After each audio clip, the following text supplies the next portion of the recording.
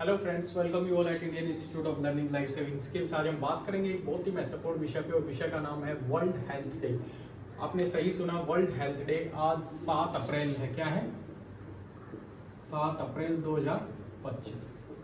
तो world health day जो है वो प्रतिवर्ष मनाया जाता है 7 अप्रैल को। वर्ल्ड हेल्थ डे ये विश्व स्वास्थ्य दिवस है और विश्व स्वास्थ्य दिवस पर मैं एक इम्पोर्टेंट मैसेज देना चाहता हूँ सोसाइटी को, ताकि लोग स्वस्थ रहें और हेल्दी रहें और अपने स्वास्थ्य को बना के रख सकें। ठीक है, तो स्वास्थ्य एक्चुअली क्या है?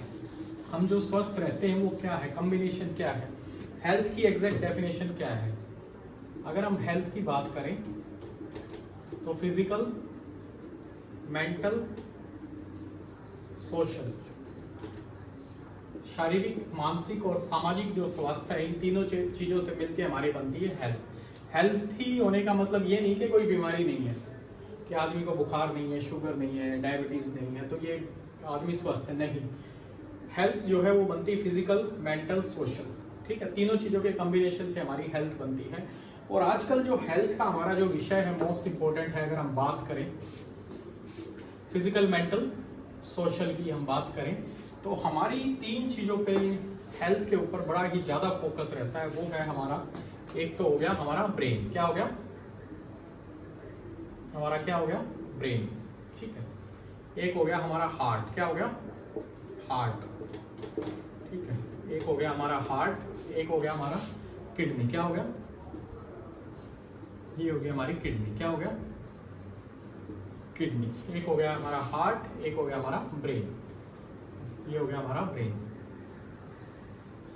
ऐसे हम दिखा सकते हैं, राइट और लेफ्ट साइड हमारा जो है ब्रेन हो गया।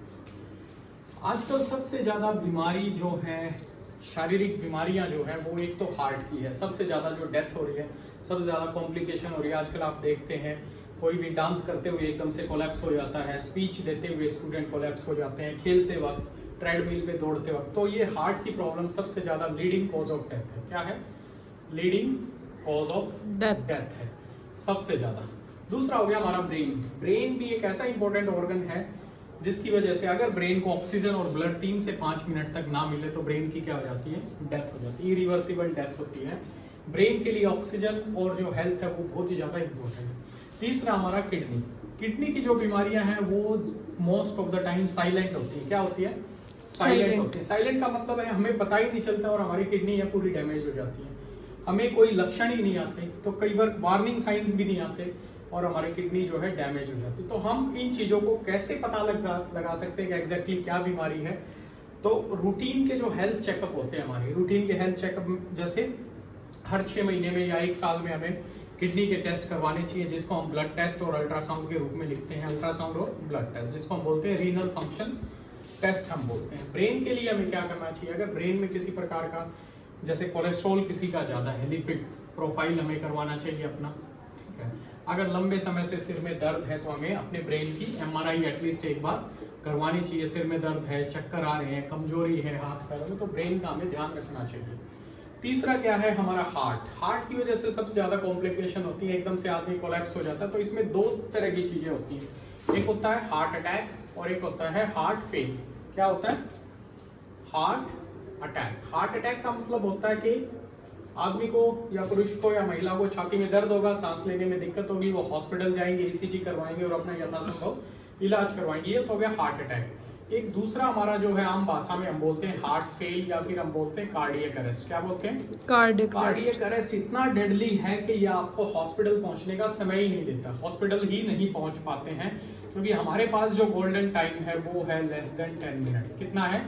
10 मिनट। हमारे पास 10 मिनट का ही समय। अभी रिसेंटली आपने एक वीडियो देखा होगा जिसमें एक स्टूडेंट है, वो स्पीच दे रहा है और सडनली एकदम से कोलैप्स हो जाता है, और जब तक उसको हॉस्पिटल पहुंचाया जाता है और डॉक्टर्स उसको डिक्लेयर कर देते हैं डेथ। तो उसमें मोस्ट इंपोर्टेंट क्या है?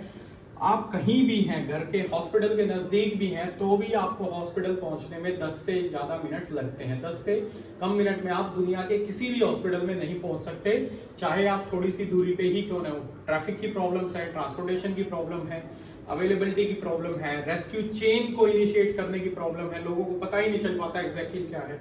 अगर कोई एकदम से सडनली कोलैप्स होता है तो उसको हम बोलते हैं कार्डियक अरेस्ट। क्या बोलते हैं? Cardiac arrest. और उसमें सिर्फ एक ही चीज जान को बचा सकती है, वो है हमारा पेरिकोर्डियल थंब। क्या है?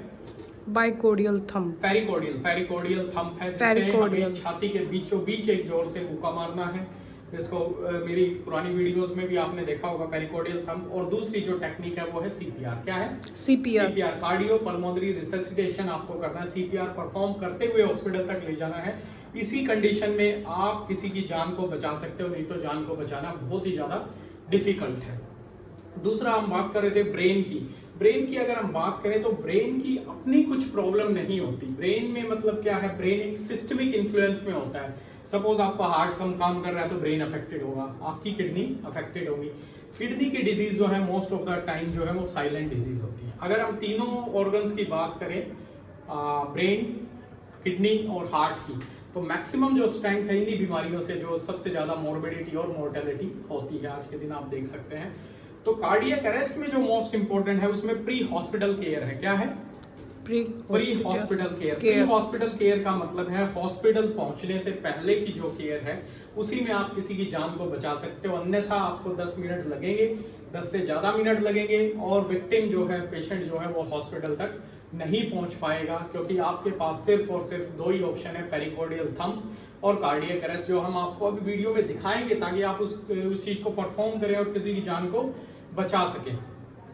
एक बार मैं ब्रेन का बताऊंगा आपका। ब्रेन का जो है लिपिड प्रोफाइल आपको कंट्रोल में रखना है, एक्सरसाइज करनी है, योगा करना है, प्राणायाम करना है ताकि ज्यादा से ज्यादा ऑक्सीजन मिले। अपने बीपी को कंट्रोल रखना है। आपको क्या करना है, आपका जो ब्लड प्रेशर है, क्योंकि ब्लड वेजल्स की प्रॉब्लम आती है ब्रेन के अंदर, या तो ब्लड वेजल जो है वो ब्लॉक हो जाती है, क्या हो जाता है, ब्लॉक हो जाती है, या ब्लड वेजल जो है वो फट जाती है, रप्चर हो जाती है। ये दोनों ही कारण होते हैं प्रेशर की वजह से। प्रेशर यानी बीपी को आपको कंट्रोल रखना है, लेस देन 130/90 mmHg गाइडलाइन के अकॉर्डिंग। अपना वेट मेंटेन रखना है आपको। वेट क्या रखना है, वेट कम रखना है, ठीक है। आपको क्या है, ग्रीन लीफी वेजिटेबल्स ज्यादा लेनी है। बाहर का फास्ट फूड, जंक फूड या फिर सैचुरेटेड फैट, ये चीजें आपको कम लेनी है। स्मोकिंग अल्कोहल नहीं करना है। स्मोकिंग और अल्कोहल, धूम्रपान और अल्कोहल आपको नहीं करना है। स्मोकिंग नहीं करनी है, अल्कोहल आपको नहीं लेना है। ये चीजों का आपको ध्यान में रखना है। प्लेंटी ऑफ वाटर, ज्यादा ज्यादा मात्रा में पानी पीना है ताकि आपके जो टॉक्सिन्स है वो फ्लश आउट हो। Vitamin C, vitamin E, vitamin D भरपूर मात्रा में आपको लेने हैं ताकि एंटीऑक्सीडेंट्स का काम करते हैं और फ्री रेडिकल्स को बाहर निकालते हैं। गुर्दे की हेल्थ में अगर आपको पेशाब ज्यादा आ रहा है, पेशाब आपको कम आ रहा है, तो आपको क्या करना है, हमने रेगुलर टेस्टिंग जरूर करवानी है। रेगुलर टेस्टिंग का मतलब होता है किडनी के लिए हम अल्ट्रासाउंड करवा सकते हैं, और किडनी के लिए हम क्या करवा सकते हैं, एक टेस्ट होता है जिसको हम बोलते हैं RFT, रीनल फंक्शन टेस्ट, और KFT। एक यूरिन रूटीन का टेस्ट होता है, यूरिन में एल्बुमिन तो नहीं निकल रहा, ये अर्लीस्ट साइन होता है किडनी डिजीज का, ठीक है। और एक हमारा होता है USG, अल्ट्रासाउंड करवा सकते हैं हम रीनल साइज के लिए। एक फॉर्मूला होता है जिसको हम बोलते हैं EGFR, estimated glomerular filtration rate. ये एक फॉर्मूला होता है जो गूगल पे अवेलेबल है जिसको हम बोलते हैं कोक-क्रॉफ्ट गोल्ड। कोक-क्रॉफ्ट गोल्ड, उससे भी आप अपनी EGFR का पता कर सकते हैं कि आपकी गुर्दे जो है वो कितना काम कर रहे हैं, कितने साल बाद कोई दिक्कत होने वाली है या नहीं है। तो यहाँ पे आपको जो ध्यान में रखना है, ये तो हो गया आपके हार्ट से संबंधित और ब्रेन से संबंधित टेस्ट। हार्ट के लिए आप क्या करवा सकते हैं, हार्ट के लिए जो मोस्ट इंपॉर्टेंट है आज के दिन, हार्ट के लिए आप क्या करवा सकते हैं, हार्ट के लिए आप अपना लिपिड प्रोफाइल, सबसे पहले ECG करवा सकते हैं। ECG के बाद हमारा 2D को टेस्ट होता है हार्ट का, वो करवा सकते हैं। उसके बाद हमारी TMT होती है, ये टेस्ट होता है, ये आप करवा सकते हैं। आजकल एक और टेस्ट मार्केट में है जिसको हम बोलते हैं CT, कोरोनरी एंजियोग्राफी। क्या बोलते हैं, CT, कोरोनरी एंजियोग्राफी। जैसे हम दिमाग का CT स्कैन करवाते हैं, आप हमारे सिर में दर्द होता है तो हम यूजुअली MRI या CT स्कैन करवाते हैं, वैसे ही ब्रेन की हार्ट के लिए एक CT कोरोनरी एंजियोग्राफी होता है, जिससे आपके कैल्सिफिकेशन स्कोर का पता चलता है कि आपको हार्ट अटैक या कार्डियक अरेस्ट तो नहीं होने वाला। ये करवाना बहुत जरूरी है। यंग पॉपुलेशन को भी करवाना चाहिए, अगर उनके पास कोई हेल्थ फैसिलिटी है तो उसको जरूर यूज करें, और CT कोरोनरी एंजियोग्राफी को जरूर करवाएं। तो ये कौन सा टेस्ट है, CT कोरोनरी एंजियोग्राफी को जरूर करवाएं। अब हम जो बात कर रहे हैं, जो मोस्ट इंपॉर्टेंट, जो हेल्थ के ऊपर ध्यान देने वाली बात है, रेगुलर एक्सरसाइज करें, साल्ट शुगर का इंटेक कम करें, योगा प्राणायाम करें, स्ट्रेस लेवल को कम करें, प्रॉपर अपनी स्लीप लें, मोस्ट इंपॉर्टेंट है। अब जो कार्डियक अरेस्ट की मैं बात कर रहा था, जिसमें प्री हॉस्पिटल केयर बहुत ज्यादा इंपॉर्टेंट है। प्री हॉस्पिटल मतलब हॉस्पिटल से पहुंचने से पहले की केयर, उसमें 2 चीजें जरूरी है। एक तो है थंब, क्या है थंब, और दूसरा है सीपीआर। थंब का मतलब है प्री कार्डियल सीपीआर। मैं भी आपको डमी पे करके दिखाऊंगा, जुड़े रहिएगा वीडियो के साथ।